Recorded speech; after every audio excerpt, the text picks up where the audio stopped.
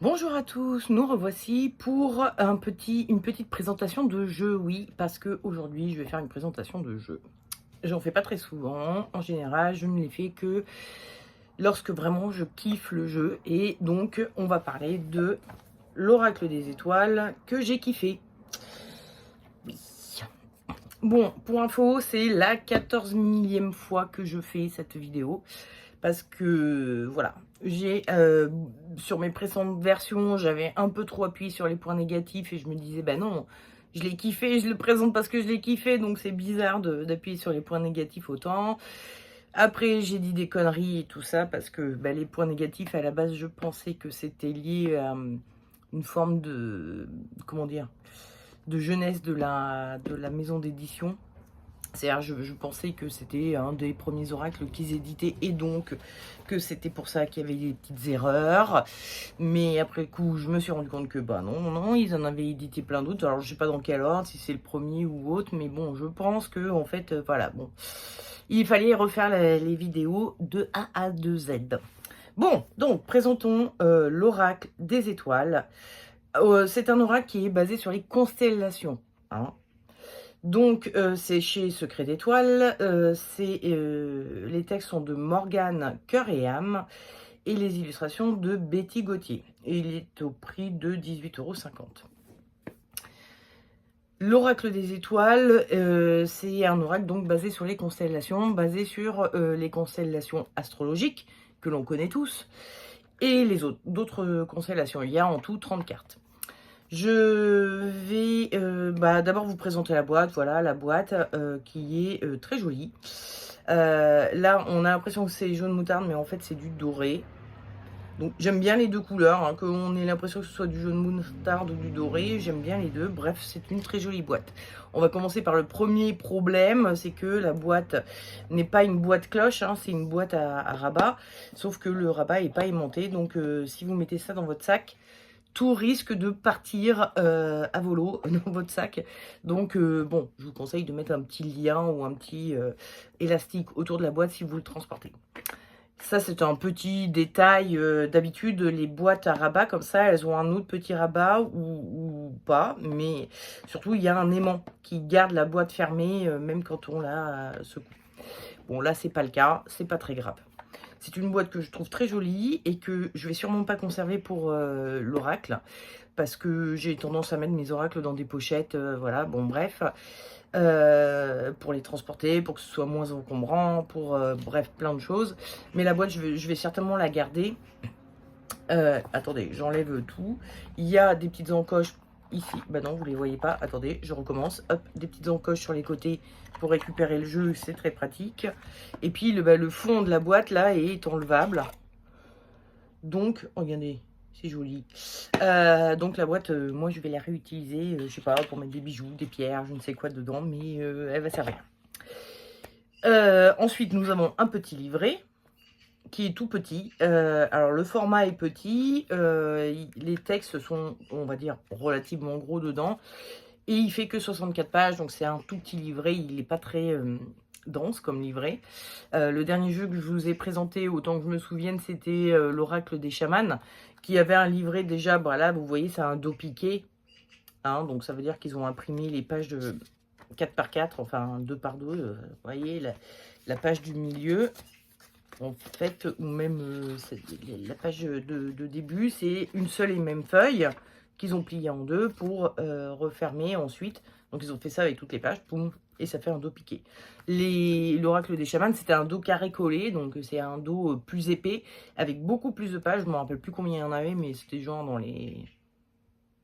entre 100 et 150, je ne saurais pas le dire, là je ne l'ai pas en tête. Et donc, c'était beaucoup plus complet, beaucoup plus de... Voilà, bon, là c'est un peu plus un petit pense-bête. Donc le carnet, et puis les cartes. Je vous montre le dos, je vous montrerai les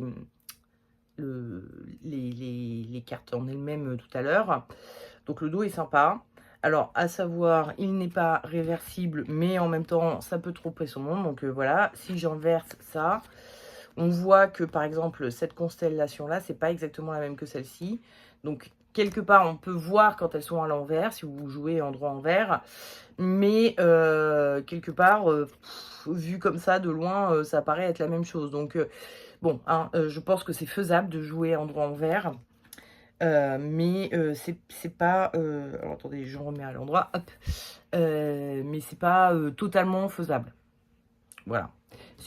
Vous pouvez repérer des endroits envers si vous avez repéré, quelle est la constellation dans le coin ou pas.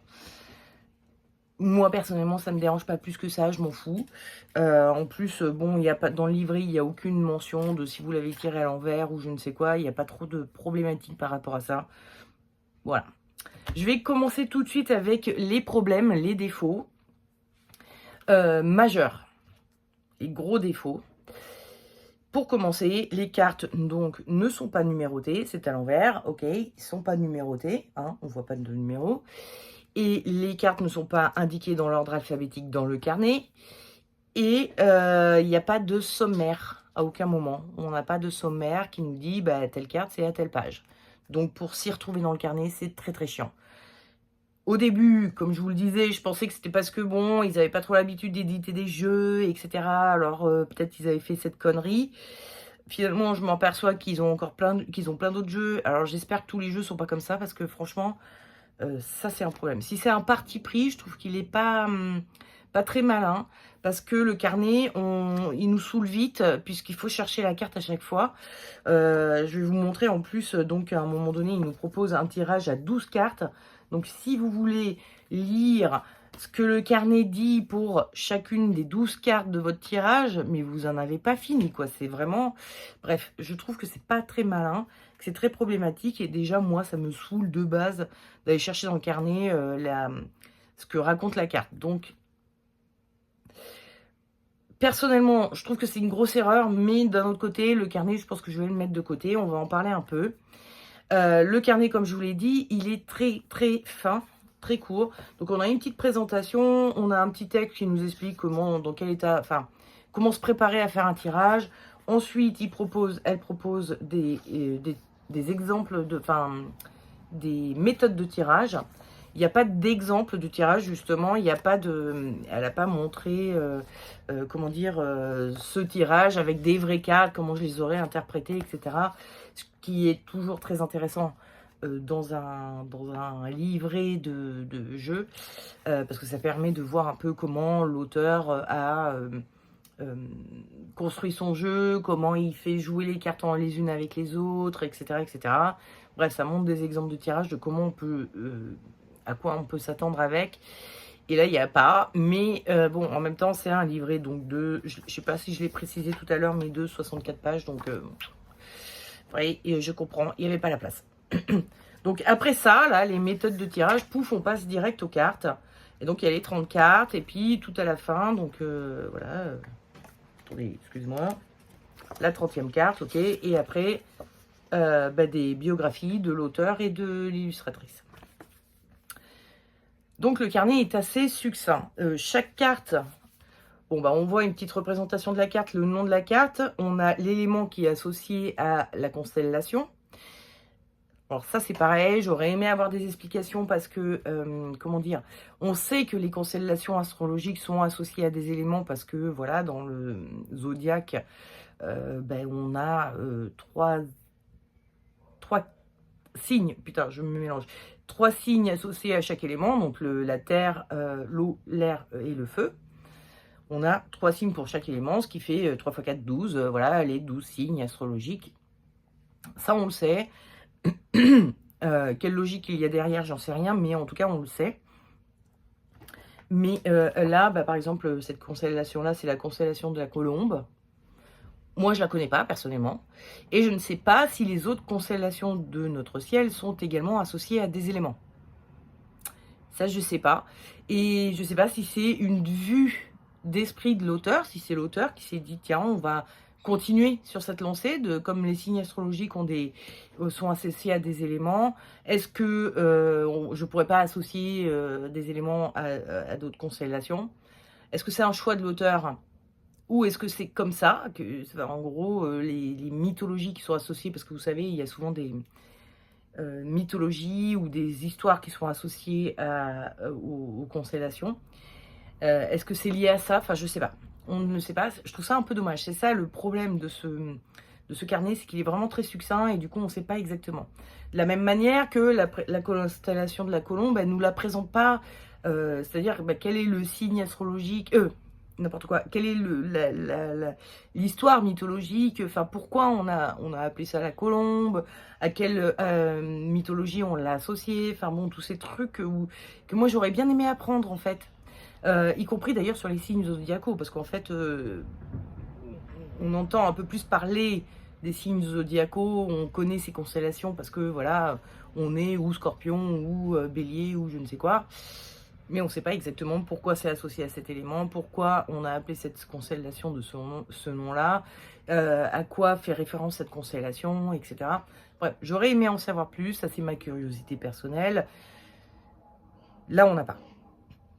Contrairement à l'oracle des chamans, où chaque symbole chamanique, chaque notion chamanique qui est présentée dans les cartes, elle est expliquée par l'auteur. Et elle nous explique un peu, oui, voilà, la danse dans le chamanisme a ces fonctions-là, le tambour, même les éléments d'ailleurs, il y a les éléments dans l'oracle du chaman, elle nous explique les éléments, enfin bon, bref, il y a un peu plus de contexte, quoi. Là, il n'y a pas.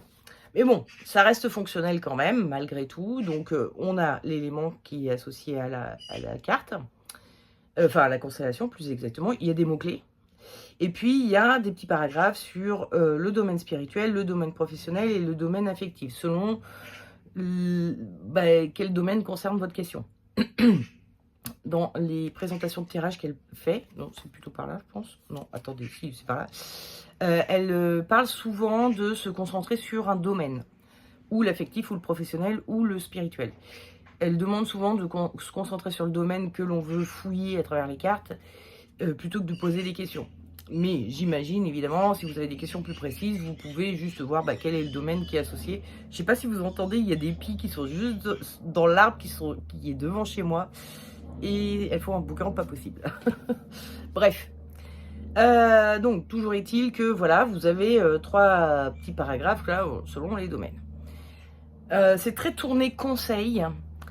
Donc, si vous avez des questions sur comment je vais vivre telle chose, qu'est-ce qui va se passer exactement, des questions de prévoyance par exemple, ça va être, il va falloir comprendre un peu l'esprit du texte avec tous ces conseils pour voir ce que vous pouvez en sortir. Voilà, il va falloir transformer ça en qu'est-ce qui va se passer concrètement, comment je vais le vivre.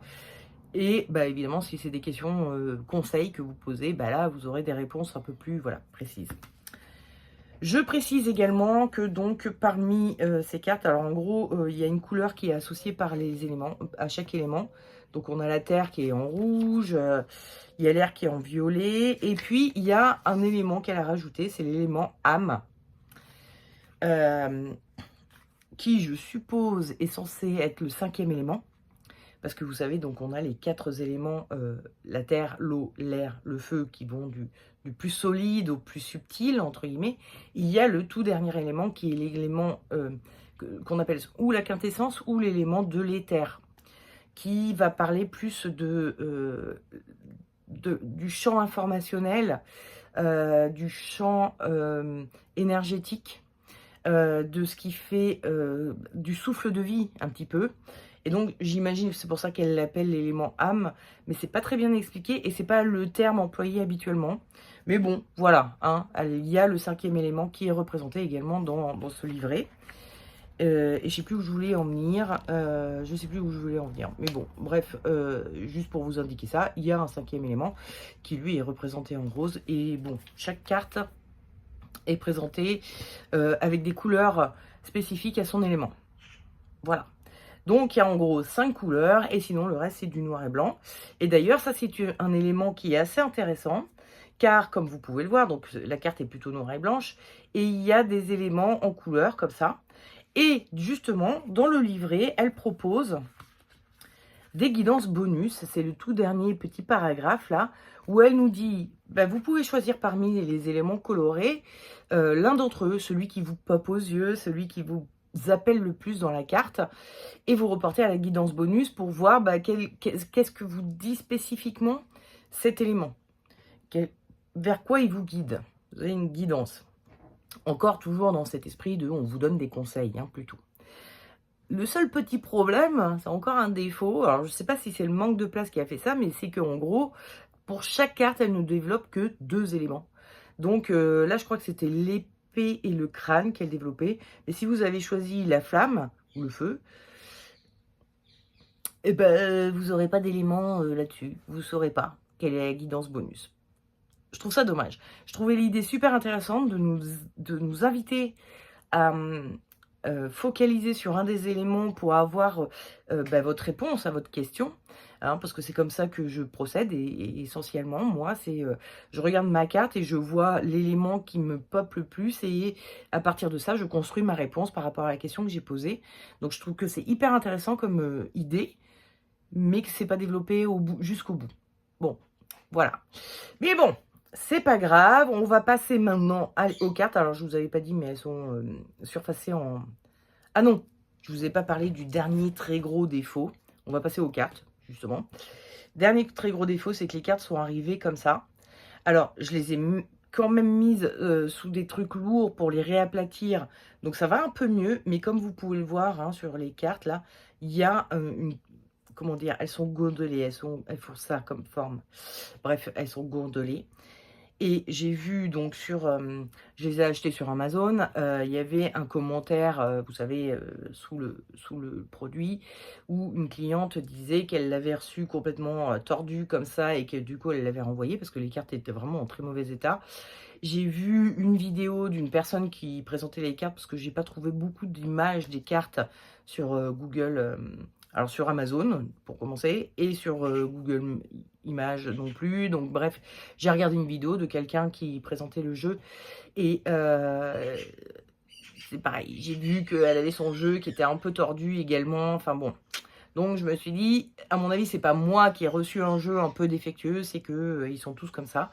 Je sais pas ce qui s'est passé, ça donne l'impression que les cartes ont été entreposées dans un endroit où c'était un peu humide, du coup elles ont pris un mauvais pli, et puis ensuite ils les ont assemblées parce que le carnet n'a pas ça, la boîte n'a pas ça, donc ça donne le sentiment que c'est vraiment que les cartes qui ont subi de l'humidité. Mais ça peut être le surfaçage aussi, donc c'est un pelliculage brillant, comme je vous disais. Voilà, vous voyez que c'est brillant. Peut-être qu'en séchant, il a un peu contracté les cartes, mais je pense que les cartes n'auraient pas eu toute la même déformation. Alors que là, c'est toute la même déformation. Je sais pas ce qui s'est passé. Je trouve que c'est un peu gênant. On sait, il y a beaucoup de gens qui aiment vraiment avoir des produits qui sont nickel, chrome, etc. On sait déjà qu'avec les boîtiers, très souvent, ils arrivent un peu bignés par endroits, parce que voilà, c'est le transport qui fait ça, malheureusement. Et déjà, ça peut gêner certaines personnes, mais alors là, les cartes, bon, c'est vraiment... Je trouve que c'est un gros problème. Je sais pas ce qui s'est passé. J'imagine que, bon, évidemment, c'est pas fait exprès, mais voilà. C'est un petit souci qu'il y a eu. Je vais essayer de me mettre dans la tête que c'est un jeu que j'ai tellement manipulé qu'il a un peu souffert et qu'on va se dire que c'est ça le problème. Je vais essayer de m'auto-convaincre, voilà. Ça m'empêche pas de tirer avec malgré tout. Mais bon, c'est un petit souci. Voilà, j'en ai fini avec les défauts, on va passer aux cartes et à tout l'attrait qu'elles ont. Je vais vous les montrer une par une, je vais pas trop vous donner, je vais essayer de pas cacher le nom, donc comme ça vous vous démerderez à lire le nom. Mais je vais pas trop m'étaler là-dessus. Les cartes parlent d'elles-mêmes. Donc comme vous voyez, elles sont plutôt noires et blanches. J'aime beaucoup le fait que ce soit resté en noir et blanc. La tranche est blanche aussi, mais c'est pas du tout gênant. J'ai reçu un autre jeu où là il y avait du noir sur le tour de la carte. Et pareil, c'était noir derrière. Et c'était extrêmement choquant d'avoir la tranche blanche. Donc ça, j'ai mis un coup de feutre sur les tranches pour que la tranche soit plus blanche mais noire. Là, ça gêne pas parce que justement, les cartes sont sur fond blanc. Donc, c'est vraiment pas du tout gênant d'avoir la tranche blanche. J'aime bien le côté, bon voilà, ils ont mis un petit cadre avec l'illustration assez grande dedans. Les illustrations, je les trouve magnifiques. Le nom est bien lisible. Bon, il manque un numéro, ça c'est pareil, voilà, mais c'est pas grave, on va dire. D'ailleurs, je vous ai pas dit, mais les constellations astrologiques sont même pas mises dans le bon ordre dans le carnet. Donc vraiment, il y a zéro moyen de se repérer, de se dire ok, j'ai topé le bélier, ça doit être dans les premières cartes. Bon, il se trouve qu'elle est dans les premières cartes, mais je crois qu'ils ont mis le bélier, le taureau, donc jusque-là tout va bien, hein. Le premier signe c'est le bélier, ensuite il y a le taureau, puis après ça passe, je sais plus, au capricorne, et là, ah bah non, ça c'est un signe de fin de l'année alors qu'on est encore en avril-mai, là, bon, il y a un problème. Donc il n'y a vraiment pas moyen de se repérer dans l'ordre des cartes, mais c'est pas grave, comme je vous l'ai dit. Les illustrations sont super choupies. Alors je peux reconnaître que pour des garçons, ce serait peut-être un peu trop fifille. Il y a même celle-là, par exemple, hein, c'est assez enfantin, hein, le bélier. Il y a même des dessins qui peuvent faire un peu enfantin, qui peuvent, regardez, ça c'est pas mignon.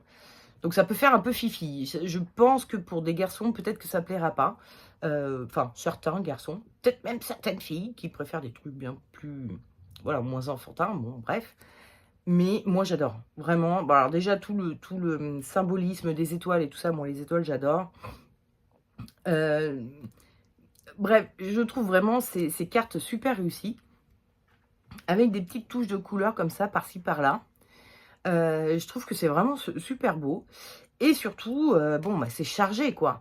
On a toujours des éléments qui sont mis en couleur, la chevelure qui vole au vent, l'eau qui, voilà, il y a la petite lune, il y a plein d'éléments. Là, on a vraiment, je sais pas si vous voyez, mais 2 personnages, entre guillemets, enfin, un personnage mi-femme, normale, pomponnée, et cetera, mi-tête de mort, hein. Il y a vraiment des trucs, le petit diamant, la petite balance, il y a plein d'éléments sur lesquels on peut s'accrocher pour faire des lectures. C'est pour ça que finalement, moi, le carnet, je pense que je m'en servirai pas énormément. Au début, je le fais toujours un peu par curiosité, pour voir comment, quelle est la pensée qui a précédé cet oracle, la pensée de la personne qui l'a écrit, quoi. Donc voilà, m'imprégner un peu de la façon dont la personne l'a créé, mais je m'en détache assez rapidement, si possible, si le jeu le permet. Si le jeu le permet pas, je me détache de tout le jeu très rapidement, parce que si je peux pas les lire sans me référer au livret, voilà, hein, ça m'intéresse pas. Mais du coup, je trouve que voilà, il y a plein de choses sur lesquelles s'accrocher. Là, on a la moitié nuit, moitié jour, et pourtant le soleil est dans la nuit et la lune est dans le jour. Bon, l'arc, enfin bon, bref, il y a des tas d'éléments sur lesquels s'accrocher et qui permettent de faire une lecture très facile. Les personnages sont souvent très très expressifs. Bon, là c'est un peu flou, je sais pas si voilà, c'est peut-être un peu mieux là. Les personnages ont des têtes très expressives. On a vraiment de quoi s'accrocher pour lire, ce qui fait que vraiment je l'aime beaucoup. J'adore l'illustration. C'est donc, je répète, Betty Gauthier qui a fait les illustrations. Je les trouve vachement bien faites, réussies. J'adore le côté où il y a des éléments qui sont détachés comme ça, sur lesquels on peut s'accrocher. Je trouve que la plupart des cartes nous proposent des positions, des expressions de visage, enfin des choses qui nous permettent de nous accrocher, d'avoir du ressenti, d'avoir du concret, de répondre à peu près à toutes les questions. Je trouve qu'il est vraiment super bien fichu et qu'il est très facile à lire, et que finalement le livret, on s'en détache assez rapidement, du moins quand on a à peu près l'habitude de faire des tirages de cartes. Si vous n'avez pas l'habitude, que vous avez besoin du livret, bah voilà, ça va être un peu plus galère. Et peut-être que vous pouvez vous faire vous-même votre petit sommaire, hein. Vous prenez un petit papier, vous mettez page temps, c'est telle carte, page temps, c'est telle carte, et comme ça, vous retrouvez vos cartes. Enfin, moi, en tout cas, si j'avais eu besoin du livret, c'est ça que j'aurais fait. Voilà. Je me suis fait une petite liste des cartes avec le numéro de page, et que je garde dans le livret. Comme ça, je peux aller directement à la page sans fouiller tout le livret. Parce que là, bon, par exemple, on a vu le corbeau. Alors, je vais chercher le corbeau dans le carnet. Si j'ai de la chance, je tombe vite dessus, mais sinon, bah voilà, faut que je me les tape toutes comme ça, là, voilà, une par une, parce que je sais pas où elle est, cette carte, dans le livret. Donc, ah, ça y est, c'est bon, je l'ai trouvée. Bon, ça m'a pas pris hyper longtemps, mais imaginez qu'elle était à la fin, quoi. Et je peux pas savoir si c'est à la fin, si c'est au début, si je n'ai aucune idée. Donc c'est très, voilà, hein. Mais bon, encore une fois, si vous n'avez pas besoin du livret, bah voilà. Les cartes sont hyper expressives. Elles sont vraiment bien. Elles sont vraiment sympas. Je finis de vous les montrer. Il me reste que quelques-unes. Donc, vous voyez, on retrouve les constellations astrologiques. Souvent, le signe, le symbole de la constellation et du signe astrologique qui est lié à la constellation est représenté. On y retrouve souvent l'élément aussi qui est représenté. Ce qui n'est pas le cas sur les autres constellations, hein, évidemment, puisque elles n'ont pas de signes. Oui, elles ne correspondent pas à des signes astrologiques. Et là, par exemple, c'est l'élément âme. Alors, bon, évidemment, je ne sais pas. J'essaye de voir. Bon, ça, c'est le lion, donc oui, bon, là. Des fois, les choses sont cachées. Hein. Le signe et le symbole du signe est bien visible, là, mais des fois, il faut bien le chercher. Mais souvent, il y est. J'ai pas encore vu de carte où je ne le trouvais pas. La grande ours. Gardez-moi comme c'est beau. Franchement, j'adore. Je kiffe. Et enfin, la coupe. Qui est une de mes cartes préférées. Je sais pas pourquoi, je la kiffe vraiment celle-là. Bref. Donc voilà, hein, un jeu qui est vraiment super beau, qui est extrêmement parlant, je trouve. Il a malheureusement quelques défauts. Bon, voilà, il va falloir faire avec. Mais s'il vous plaît, ben voilà, alors sachez que voilà, je vous ai présenté les cartes, vous pourrez voir. Et sachez que voilà, il est assez parlant. Il n'y a pas trop de problème pour le lire. Si vous avez l'habitude de lire des cartes. Si vous êtes vraiment un gros débutant et que vous avez besoin du livret, c'est dommage. C'est dommage, je trouve qu'il n'y ait pas l'ordre. Donc voilà, hein, je vous conseille vraiment de vous faire votre petite liste avec la page correspondante en face, de façon à retrouver plus facilement les cartes. Ça vous simplifiera la vie. Voilà. Bah écoutez, si vous voulez voir un exemple de tirage, j'ai fait le tirage de l'ITA 2024 avec. Donc vous pourrez aller voir ce tirage-là. Bon, bah là, on est encore en juin, enfin, l'été vient à peine de commencer, donc vous pouvez encore aller voir ce tirage et voir un peu de quoi votre été sera fait. Si vous regardez ça longtemps après l'été 2024, eh ben, écoutez, allez voir quand même la vidéo pour voir un peu comment j'ai interprété les cartes. Et puis, vous le verrez peut-être, vous le reverrez peut-être, parce que je pense vraiment que je vais m'en servir de ce jeu. Je le retrouve, enfin, je vous le reproposerai sûrement dans d'autres tirages. Voilà, je vais faire des choses avec sûrement. Donc, n'hésitez pas à aller voir des tirages que j'ai fait avec ce jeu pour voir un petit peu ce que ça donne en tirage. Là, ça fait déjà 27 minutes, donc je ne vais pas vous faire un tirage avec parce que ça va être un peu long. Voilà. Bon, ça y est, cette vidéo est faite. Je vais aller la charger et vous la verrez très bientôt. Enfin, si vous m'entendez dire ça, c'est que vous êtes déjà en train de la voir et même qu'elle se termine, cette vidéo. Donc, bon, bref. Parle pour ne rien dire. Voilà. Bon, écoutez, hein, donc, je disais, dites-moi si vous avez cet oracle et ou si vous avez envie de vous le procurer et ou si vous voulez être procuré et que vous l'avez un peu testé, voilà. Hein, n'hésitez pas à me faire quelques commentaires pour me dire ce que vous en avez pensé, comment vous travaillez avec, etc. Ça m'intéresse. Voilà. Bon, je vous fais des gros bisous et à bientôt. Ciao, ciao.